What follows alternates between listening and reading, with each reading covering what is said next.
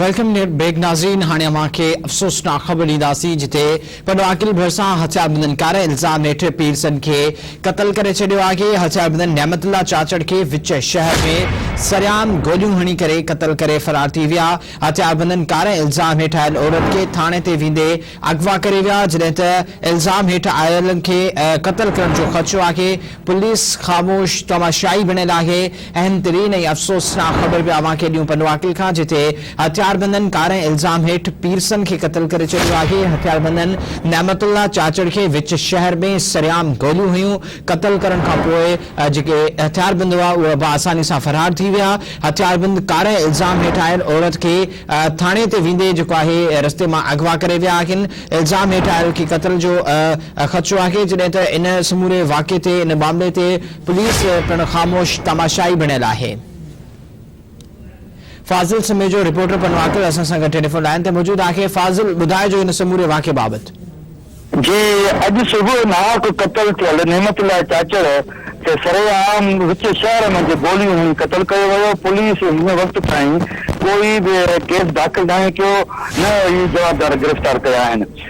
ऐं कारण इल्ज़ाम हेठि आयल नेमतुल्ला चाचड़ जी घरवारी जॾहिं एसएचओ सिटी बे थाणे ते वञे पई एफआईआर कटण लाइ, त हथियारबंद उनखे हथियारनि जे ज़ोर ते उनखे क़त्ल करण लाइ कंहिं नामालूम हंध ते खणी विया आहिनि। मुंहिंजी जॾहिं SHO Mushtaq Jatoi city SHO सां ॻाल्हि थी, उन खां हिन बारे में मालूमात वरिती त औरत हिन वक़्त ताईं जेका आहे त हथियारबंद खणी आहिनि, तव्हां हिन वक़्त ताईं छा कयो आहे?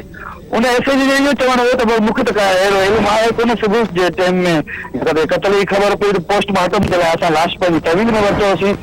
एसएचओ ऐं जेको ॻोठु आहे जिथे इहो नेमतुल्ला चाचड़ जो आबाई ॻोठु, जिथे हुनखे आबाई कब्रस्तान में दफ़नायो वियो, ॻोठु साईं जी चाचड़ जेको ॻोठु अचे थो उहो आहे सुल्तानपुर थाणे जी हद में। सुल्तानपुर थाणे जो एसएचओ अलवदा पितासी सां जॾहिं मुंहिंजी ॻाल्हि पन थी त एसएचओ अलवदा पितासी जो चवणु हो त असांखे अहिड़ो को इतला न मिलियो, पर पुलिस प्रोटेक्शन में असां जेका हिन औरत खे वठूं था पिया, पंहिंजी कोशिशि कयूं था पिया। हिन वक़्त ताईं न एसएसपी आयो आहे, नाहक क़त्ल थियो आहे, न को सियासी को नुमाइंदो आयो आहे। अहिड़ी अंधेर नंगरी पनवाकिल में थी वई आहे। हिन वक़्त पनवाकिल में असांखे ॿुधाइजो त सरियाम जेको आहे पीरसन खे विच शहर में गोलियूं हणी क़त्ल कयो थो वञे, हुन ते कारियुनि जो इल्ज़ाम लॻायो थो वञे। उन खां पोइ जेका जंहिं औरत सां कारियुनि जो इल्ज़ाम लॻायो थो वञे उन औरत खे बि रस्ते में अगवा कयो थो वञे। ऐं एसएचओ साहिब जो चवणु आहे त असांखे अञा ताईं अहिड़ो को बि इतला न मिलियो आहे। हीअ त सिधो सो पुलिस जे रिट खे चैलेंज कयो थो वञे। छा हुते सिक्योरिटी एतिरी हू आहे सख़्तु नाहे बिल्कुलु बि, ऐं माण्हू जेको ईंदो जंहिंखे मारे वणे हलियो वेंदो, त इन हवाले सां पुलिस जी या सखर पुलिस जो को मौक़िफ़ साम्हूं अची सघियो आहे? एसएसपी सखर जो इन हवाले सां छा चवणु आहे? सलीमा, मां तव्हांखे ॿुधाईंदो हलां त मुंहिंजी जेका आहे त जेको सिटी एसएचओ मुश्ताक जतोई साहिबु आहे उन सां मुंहिंजी ॻाल्हि पन थी आहे त उहो बिल्कुलु एफआईआर दाख़िल करण लाइ तयारु आहे। बाक़ी औरत खे जेको खंभे करे खणी विया, नाहक हुन ते इल्ज़ाम ॾिनो पियो। हिकु त औरत पोड़ी आहे, 11 ॿारनि जी माउ आहे, नाहक हुन जे बिरादरी जे माण्हुनि जेको आहे त नेमतुल्ला चाचड़ ते दबाव विधो पिए काफ़ी वक़्त खां।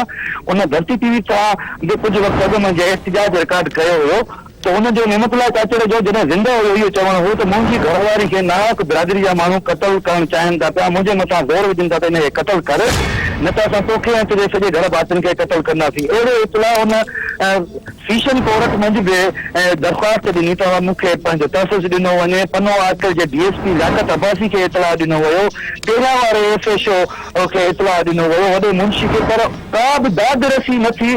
नेठि अॼु छरे बाज़ार क़त्ल थी वियो। हिन वक़्तु ज़रीन मुंहिंजा मालूम थियो आहे त उन औरत खे बि जेको आहे जवाबदार हथियारनि जे तौर ते खणी विया आहिनि। एॾी अंधेर नंगरी आहे जो हिन वक़्त ताईं न को एसएसपी को अहिड़ो हुकुम जारी कयो आहे, न पनवाकिल जो डीएसपी, न एसएचओ। इन जे लाइ जेका भई असांखे पक्की ज़रिए मुंहिंजो रिपोर्ट मिली आहे त जवाबदार अॼु औरत खे क़त्ल करे छॾींदा। जी सलीम। फाज़िल साहब जो वॾी महिरबानी, मां तफ़सील ॿुधाया।